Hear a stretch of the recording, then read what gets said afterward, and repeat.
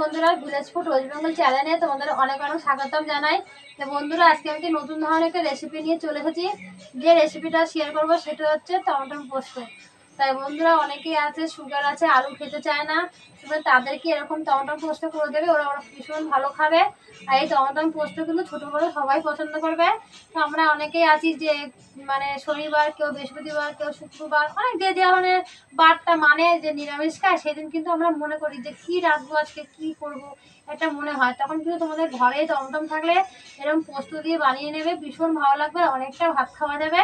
তাই বন্ধুরা, তোমরা পুরো ভিডিওটা দেখতে থাকো, আশা করি তোমাদের ভালো লাগবে। আর এই দেখো, আমি এখানে টমেটো নিয়ে নিয়েছি। এই দেখো বন্ধুরা, কত সুন্দর টমেটো আর কত সুন্দর ফ্রেশ টমেটো। এখন কিন্তু টমেটো সেজে না, তাও কিন্তু টমেটোগুলো কত সুন্দর দেখতে, খুব পাকা পাকা। দেখো, আমি কিন্তু 8খানা টমেটো দিয়ে তোমরা বানাবো। তোমরা মনে করলে বেশিটা দিয়ে করতে পারবে। তা প্রথমে টমেটোগুলো আমি কেটে নেবো জলে ধুয়ে। এই গুঁড়ো টমেটোগুলো ধুয়ে নেবো, মানে কাটার আগে বন্ধুরা তোমরা টমেটোগুলো ধুয়ে নেবে। আমি জলে এখন ধুয়ে নেবো, জলে ধুয়ে তারপরে কাটবে। কাটার পরে আর জলে ধোবে না, আগেই ধুয়ে নেবে।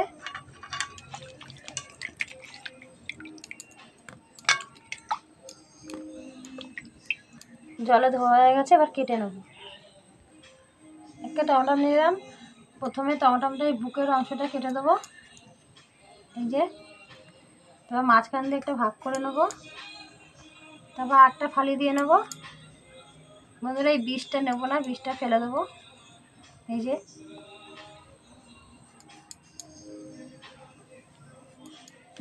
এইভাবে ছোটো ছোটো টুকরোগুলো কেটে নেবো টমেটোগুলি।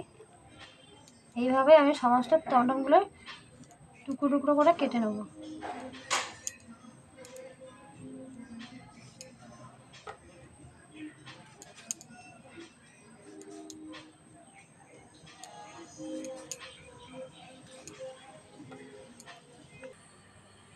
এই যে এইভাবেই বন্ধুরা তোমরা বাড়িতে ডুমো ডুমো করে কেটে নেবে। আমিও কিন্তু ডুমো ডুমো করে কেটে নিয়েছি। আর তোমরা যখন আলু পোস্ত করে ডুমো ডুমো করে কেটে, সেরকম টমেটোগুলো এরকম ডুমো ডুমো করে কেটে নেবে। টমেটো পোস্ত করতে লাগবে টমেটো, আর এখানে আমি ডুমো ডুমো করে কেটে নিয়েছি 3টে কাঁচা লঙ্কা, একটা শুকনো লঙ্কা, স্বাদ মতো নুন নিয়েছি, সাদা তেল নিয়েছি, এখানে 30 টাকার পোস্ত নিয়েছি। তো বন্ধুরা, পোস্ত কিন্তু খুব দাম, তাই আমি এখানে 30 টাকা নিয়েছি। দেখো কোনটুকু হয়েছে। আজকে আমি এইটুকু পোস্ত দিয়ে তোমাদের দেখাবো। আর এই যেহেতু এখানে 7খানা না 8খানা টমেটো নিয়েছি, এখানে অল্পই আমি করে দেখাবো। তোমরা যদি বেশি করে করবে তখন পোস্তর ভাগটা বেশি দেবে। এই পোস্ত আর আমি কাঁচা লঙ্কা শিলনোড়ায় একসঙ্গে বেটে নেবো। এগুলো লাগবে সমস্ত টমেটো পোস্ত করতে। একটা লঙ্কা দেবো বন্ধুরা, বেশি লঙ্কা দেবো না, কারণ পোস্ততে বেশি ঝাল খায় না। এবার লঙ্কার পোস্ত শিলনোড়ায় বেটে নেবো।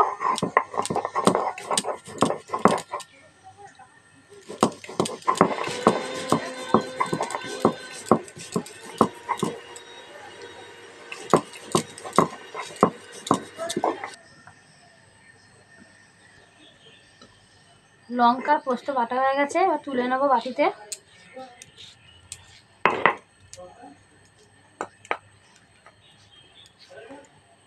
একটু শিলনোড়ায় জল নিয়ে এগুলো একটু ধুয়ে নেবো।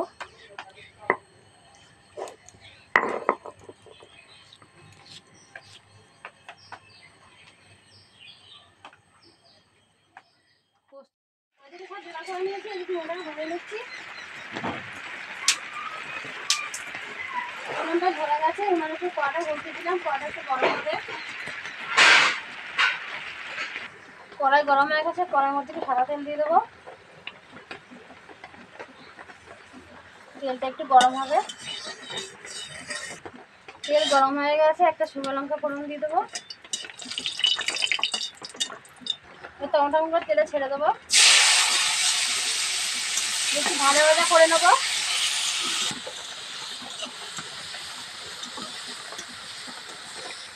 স্বাদ মতো নুন দিয়ে দেবো।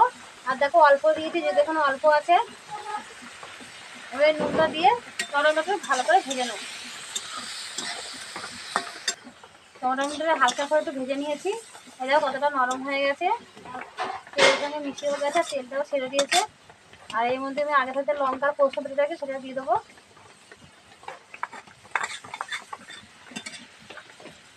আর এই পোস্ত বাটার জলটাও দিয়ে দেবো।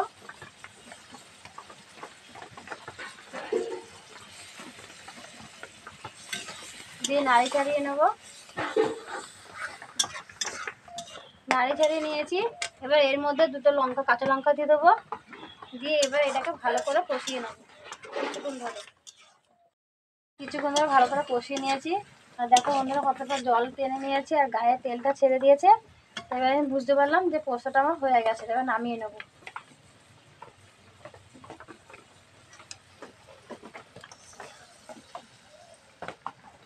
খুব সুন্দর একটা গন্ধ বেরোচ্ছে পোস্ত পোস্ত। তোমরা বাড়িতে বানিয়ে খাবে, খুব ভীষণ ভালো লাগবে। আর এটা একটা নতুন একটা রেসিপি, এটা ছোটো বড় সবাই পছন্দ করবে। আর গরম গরম ভাতে কিন্তু ভীষণ ভালো লাগবে।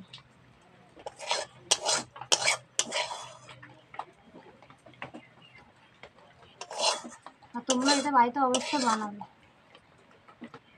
রুটি দিয়েও খেতে পারবে।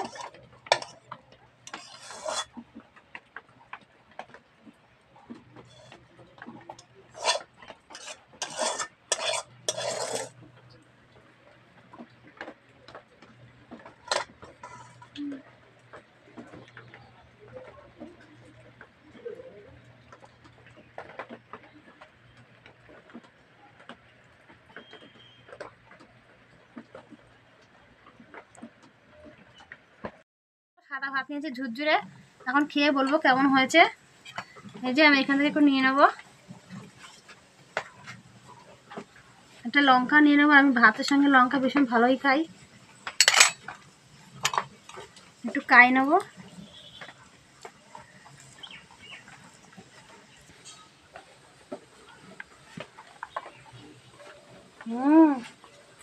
খুব সুন্দর বন্ধুরা খেতে।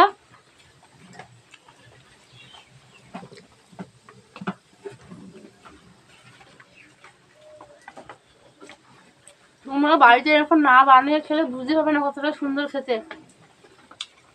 নিরামিষ তরকারি ভীষণ ভীষণ সুন্দর। আর টমেটোমের যে পোস্ত এত সুন্দর স্বাদ হবে, না করে তোমরা জানবেই না। অনেকে আর একবার খাই, একবার টমেটো পোস্তটাও খাই।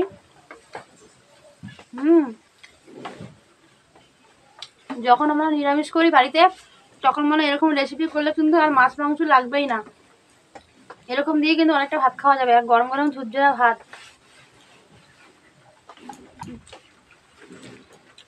আর তোমরা কমেন্ট করে বলবে আমার এই রেসিপিটা কেমন হলো।